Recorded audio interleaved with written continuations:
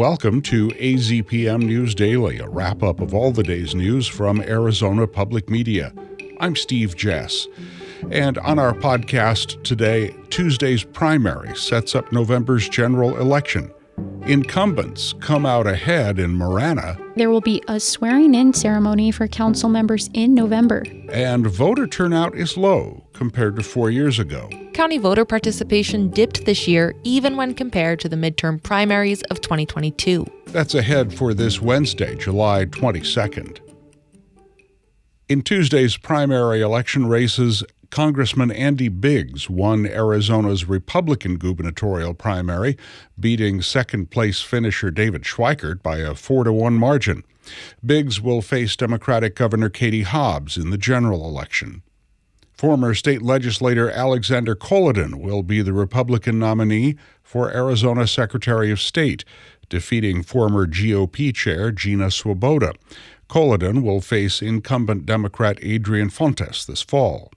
Senate President Warren Peterson has won the GOP nomination for Arizona Attorney General, defeating Rodney Glassman. Peterson faces incumbent Democrat Chris Mays in November.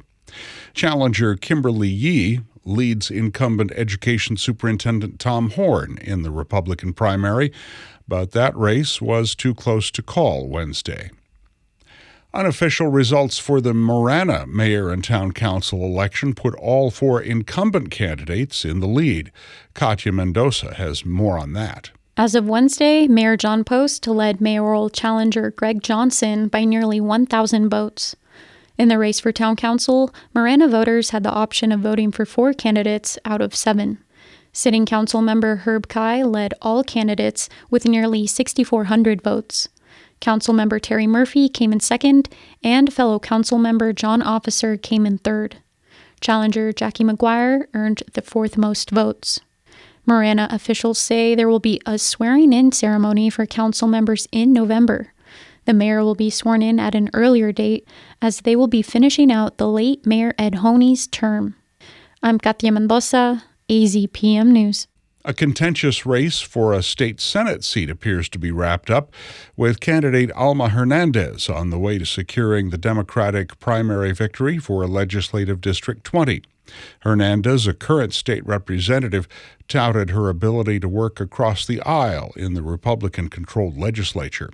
She competed with progressive candidate Rocky Perez, a former Tucson City Council member, who's criticized Hernandez over her moderate voting record and pro-Israel stance. Perez gained the endorsement of Congresswoman Adelita Grijalva and Mayor Regina Romero, but according to unofficial final results, Hernandez appears to have secured the majority with over 53% of the vote.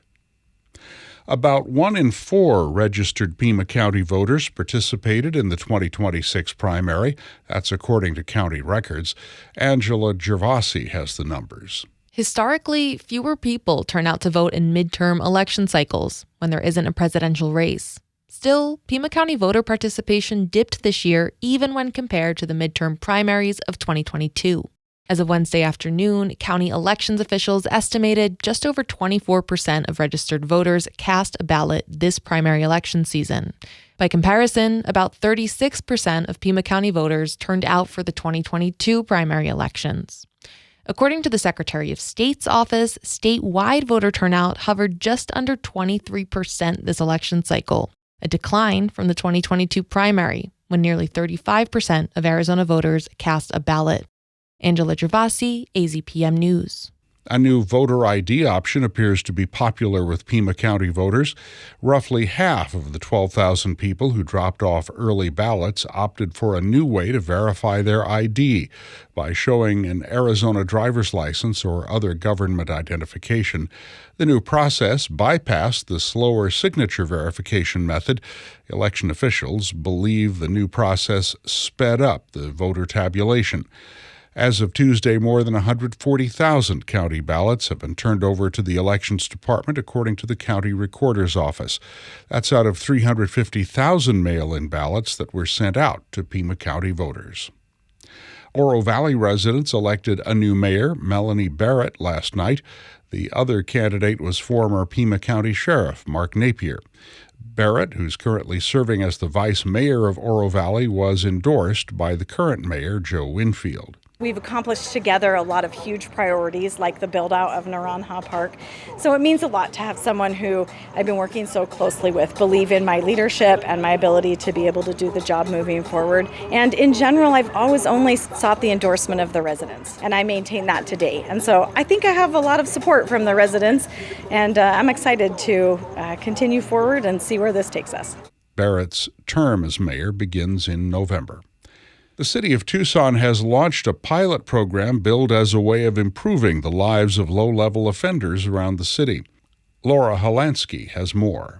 The 180-day program called Troy will focus on 50 people who committed misdemeanors such as trespassing, shoplifting, or public urination 6 to 14 times in the last 12 months. Chief of Police Monica Prieto said at Tuesday's City Council meeting that each week, officers and service providers will identify 2 people as well as possible interventions. Accepting services is voluntary. A person will not be arrested, cited, booked, or subjected to greater charges merely because they decline assistance. Prieto said the goal is to reduce repeat offenses and police contacts, as well as getting at least 10% of the people into housing or support services. Laura Holansky, AZPM News.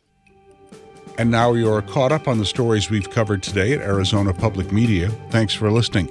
Subscribe to AZPM News Daily wherever you get your podcasts. I'm Steve Jess, and we'll be back tomorrow.